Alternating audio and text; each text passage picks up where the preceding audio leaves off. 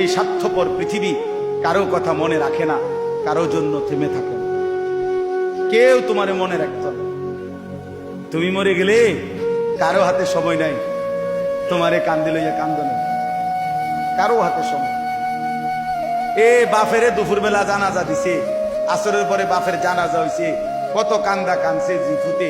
এশার নামাজের পরে পাশের ঘরের থেকে ভাত তরকারি আনছে, এর ওই পেট ভরে ভাত খায়। এরা দেখলাম দুপুরে কান্দে অন ভাত খায়, আরো গোস্ত লয়, আরো ফার্মের মুরগা লয়, তেলাপিয়া মাছ লয়, ডাল লয়। কি আপনারা দেখলাম বিকালে কি কান্দাটা কানলেন,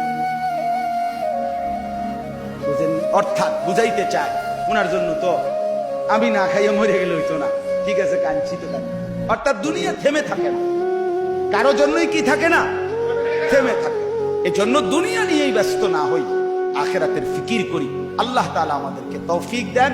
আজকের এই মজলিস, আজকের এই মজমা আল্লাহ কবুল করে নেন।